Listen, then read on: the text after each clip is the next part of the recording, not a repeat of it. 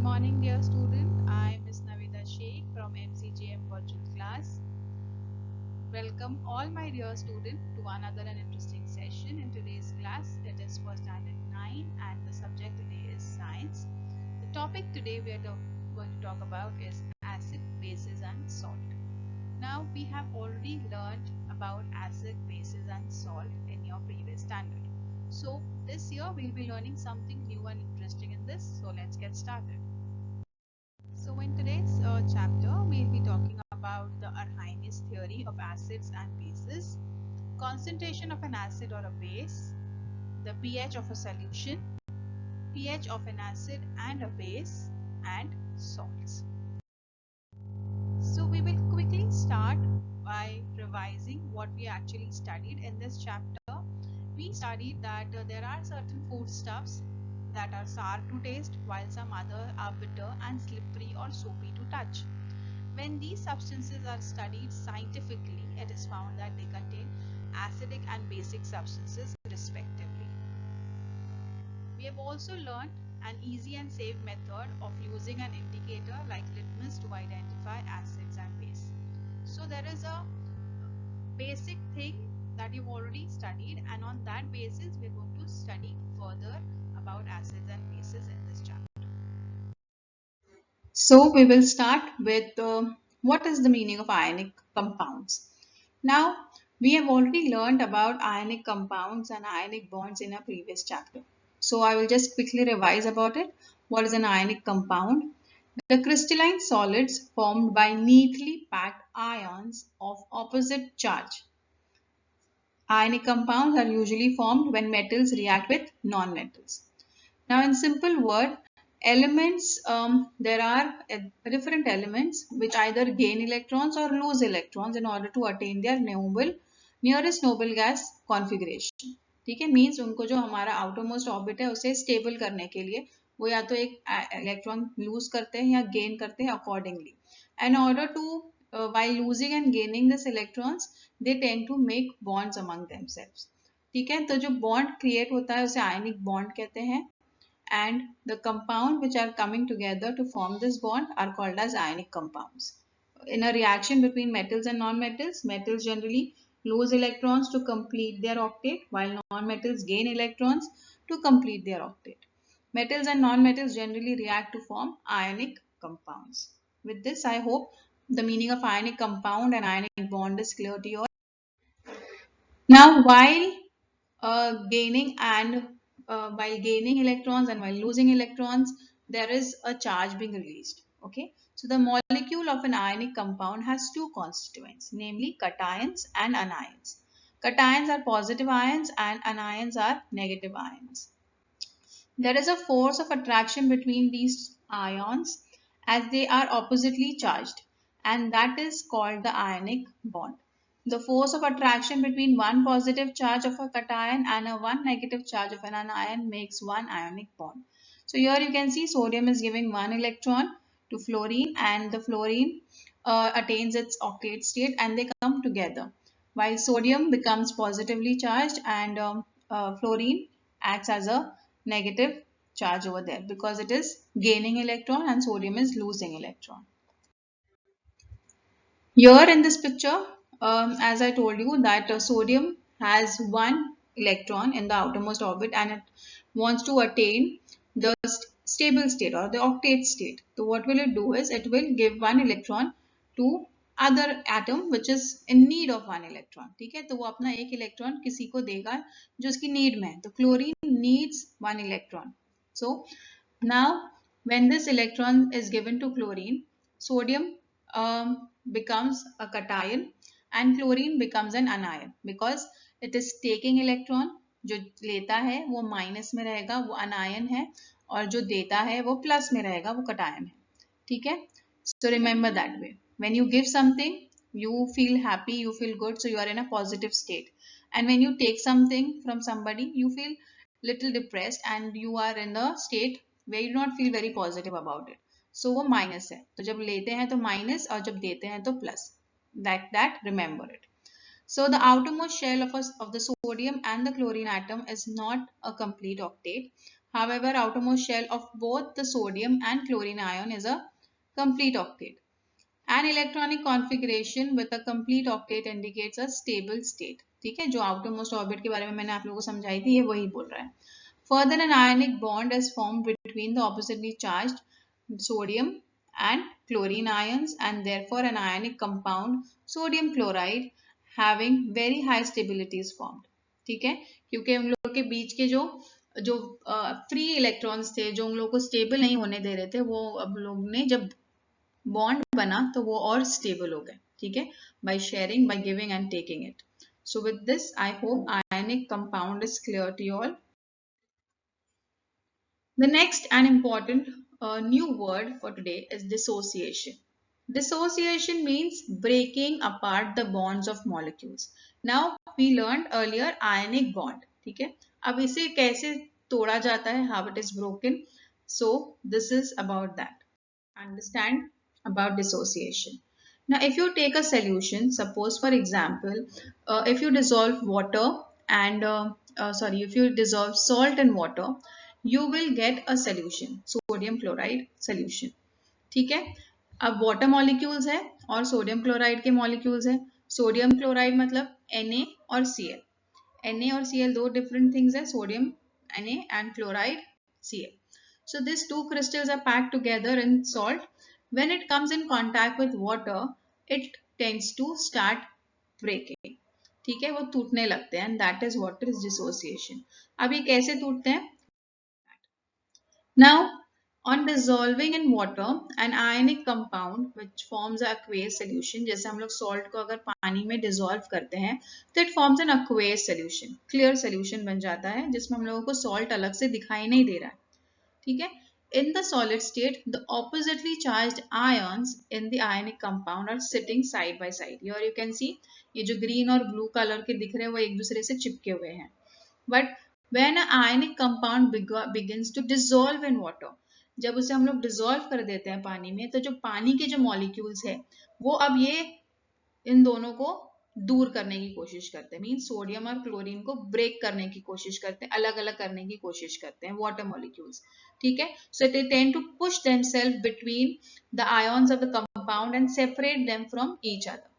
That is to say, an ionic compound dissociates while forming an aqueous solution. So I hope the meaning of dissociation is clear to you all. Each of these dissociated ions in the aqueous solution is surrounded by water molecule.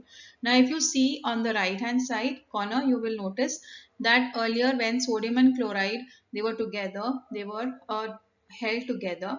When they were dissolved in water, you will see that the sodium is moving around in separate form, and around it you will see water molecules also. ठीक है, because of the water molecules, sodium and chloride have separated from each other. Understood? So this state indicates the aqueous dissociation, ions in the aqueous solution, and this state is indicated by writing AQ, meaning aqueous, on the right side of the symbol of the ion. ठीक है, तो this is how dissociation takes place in a solution. I hope this concept is also clear to you all. Now let's move on to a very interesting person, which was Arrhenius, which has given theories of acid and bases. Today, whatever we know about acid and bases, the basic concept was given by Arrhenius. He was a Swedish scientist which put forth a theory of acid and bases in the year 1887. Now he talked about acids. An acid is a substance which on dissolving in water gives rise to H plus ions as the only cation. ठीक है, now जब acid को dissolve करेंगे पानी के अंदर, like if you dissolve lemon juice in water, it will give rise to H plus ions as the only cation. ठीक है, तो हम लोग पढ़ चुके हैं कि acid को अगर हम लोग पानी में dissolve करेंगे तो H plus ions released होते हैं. Examples are HCl. It when it is dissolved in water, it gives you H plus aqueous solution plus chlorine in water. See ये A क्यों लिखा हुआ है? Because it is showing you that वो पानी के अंदर aqueous solution है. ठीक है. Then H2SO4, that was liquid. When you dissolve it in water, it again gives you H plus ions plus HSO4. Next, HSO4, now it is an aqueous solution, it is a mixture. So it gives you H plus ion again, and SO2, this is also an aqueous solution. So all these examples are explaining us that when the acid dissolves in water, it releases an H plus ion. Okay, that is the cation.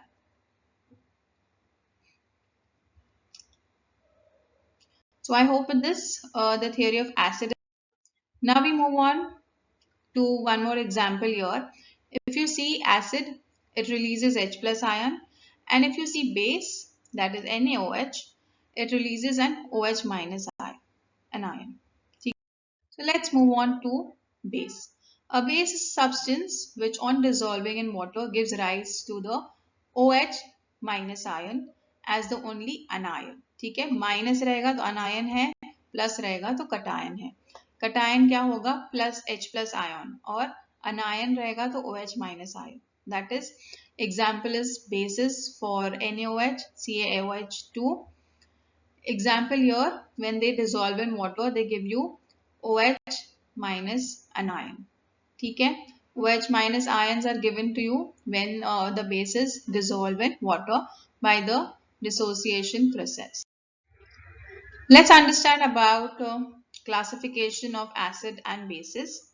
Now, acids and bases are classified as strong and weak acids and strong and weak bases. Okay, so when we talk about strong acids, now strong acids, why do we call them strong acids? On dissolving in water, a strong acid dissociates almost completely, and the resulting aqueous solution contains mainly H plus ions and the concentration concerned acidic radical. For example, HCl, HBr, HNO3, H2SO4. Here, when they dissolve in water, it dissolves completely, and it releases H plus ions in a large concentration. Okay, so this is why they are called as strong acid. When we talk about weak acids, some acids on dissolving in water does not dissociate completely. ठीक है, वो completely dissociate नहीं होते, completely break down नहीं होते.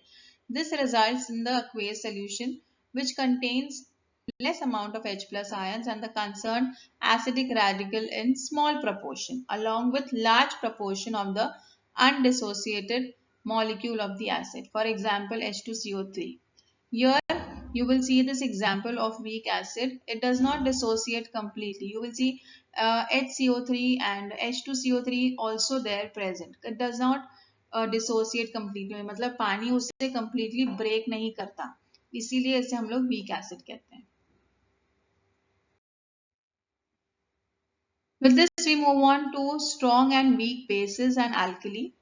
Strong bases, see, if you get the concept of strong acid clear, strong base is also very simple. On dissolving a base in water, a strong base dissociates almost completely, and the resulting aqueous solution contains mainly OH minus ions and the concerned basic radical. Now it is a very simple topic here. ठीक है, अगर acid है तो H plus ions release करेगा, और अगर base है तो OH माइनस आयंस रिलीज करेगा. ठीक है, डिसोसिएट होने पे अगर वो completely dissociate हो रहा है तो it is a strong acid and a strong base, and if it does not dissociate properly, it is a weak acid or a weak base. ठीक है, so weak base means on dissolving in water, a weak base does not dissociate completely, and the resulting aqueous solution contains a small proportion of OH minus ions and the concerned basic radical, along with a large proportion of undissociated molecules of the base. ठीक है, same thing like weak acids. जो हम लोग अगर NH4OH अगर हम लोग dissolve करें पानी में, तो हम लोगों को पानी में NH4OH बहुत सारा मिलेगा और OH माइनस आयंस कम मिलेंगे. ठीक है, तो उसे हम लोग कहते हैं वीक बेस. Whereas अगर NaOH को अगर हम लोग डिसॉल्व करते हैं पानी में, या KOH को डिसॉल्व करते हैं, तो you will find that K and OH has dissociated completely in the water, and you will find a proper amount of OH minus ions in water, and that makes it strong base. Now let's move on to alkali. The bases which are highly soluble in water are called alkali. For example, NaOH, KOH, NH3. Here NaOH and KOH are strong alkalis while NH3 is a weak alkali. ठीक है, जो completely highly soluble है water में है, water में completely dissolve हो जाते हैं, उसे हम लोग स्ट्रॉन्ग एल्कलीज कहते हैं, और जो नहीं होते उन्हें वीक एल्कली कहते हैं. ठीक है, simple. So here, this is what I was talking about. When you find they have completely dissociated NaOH, it is completely dissociated, and this makes it a strong base. ठीक है. So the next topic that we have is basicity and acidity. Basicity, in simple words, basicity of acid, the number of H plus ions obtainable by the dissociation of one molecule of an acid is called its basicity, and the number of OH minus ions obtainable by the dissociation of one molecule of a base is called its acidity of base. So with this, I hope acidity and basicity of acid and bases is clear to you all. This brings us to a very interesting topic, that is concentration of acid and base.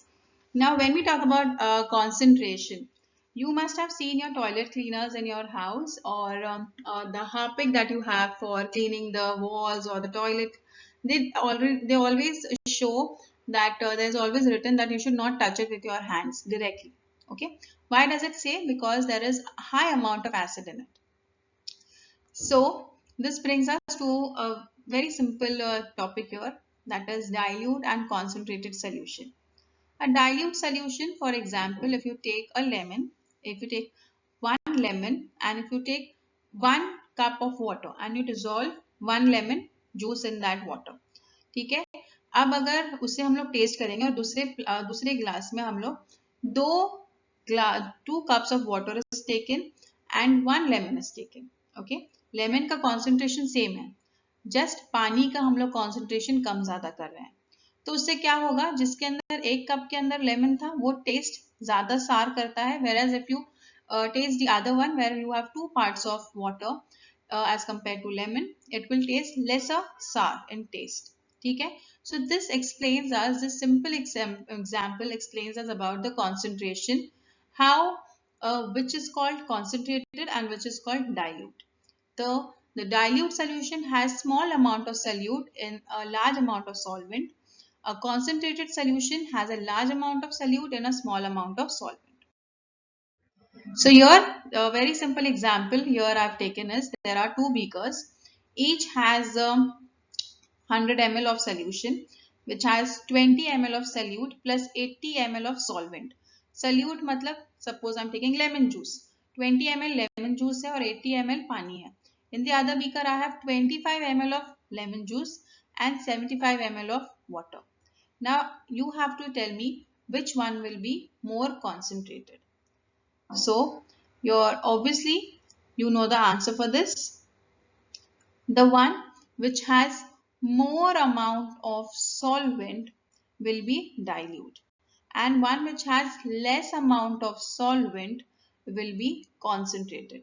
जिसमें जो हमारा salute ज्यादा है, salute मतलब lemon juice जिसमें ज्यादा है, here in this another example, here you have 50 ml and 100 ml. 50 ml is more as compared to 20 ml, right? So it will be diluted, and this here you will have concentrated solution. Next topic that we have is the pH of a solution. Now earlier in our classes we have learned about pH of solution. If I have a pH scale, we have learned through pH scale to identify whether the liquid given to us is acid, base or salt. ठीक है. तो जो acid है, it will be having the pH level more than 7 up till here. When we have a pH of a base, it is less than 7.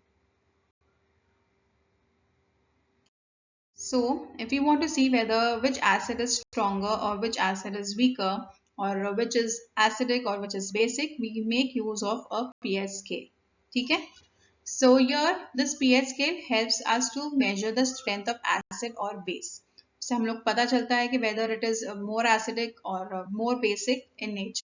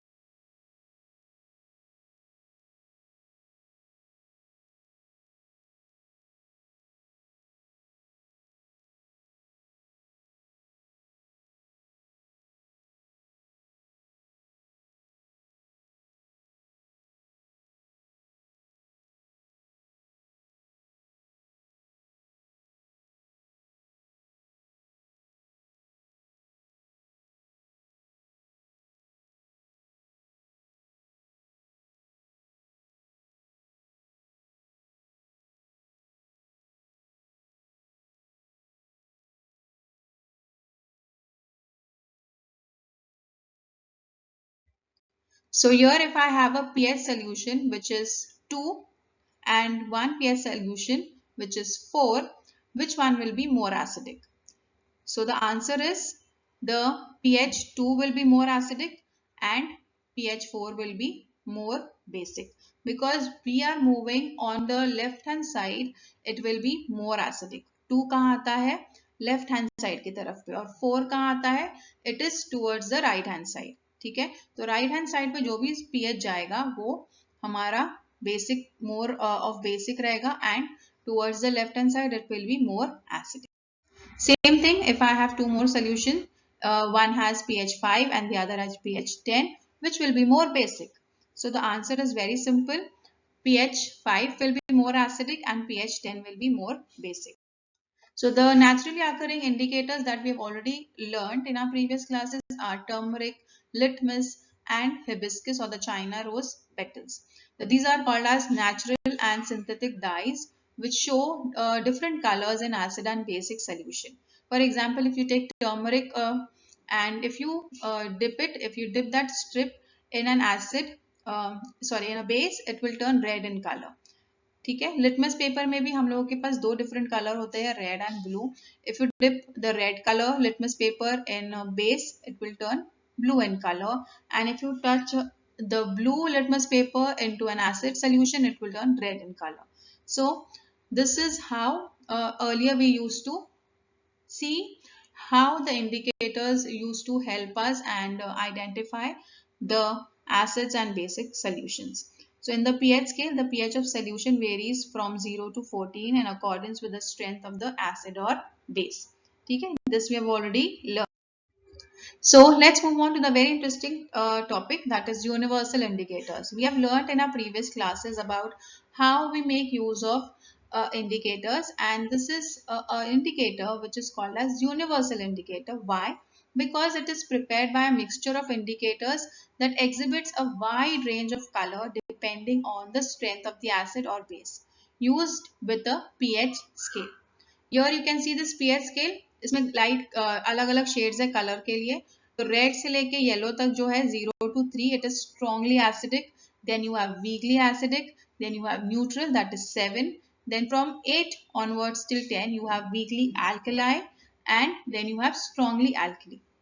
So this universal indicator is not blue or red in color like the litmus paper we used to use in order to see whether it is acidic or base. It is a single colored. You just dip it in acid or base, and then you have to tally it with this pH strip that is given to you in order to see whether it is highly acidic or highly basic or neutral in nature. So the universal indicator is a pH indicator composed of a blend of several compounds that exhibit several smooth color changes over a pH value range from 1 to 14 to indicate the acidity or basicity of solution. Okay?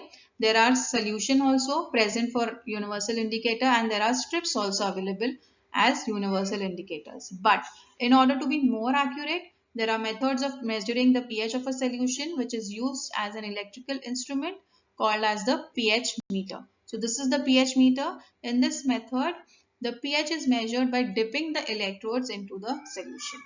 Okay, so this is how indicators help us to identify the pH level of the solution given to you, whether it is highly acidic or highly basic.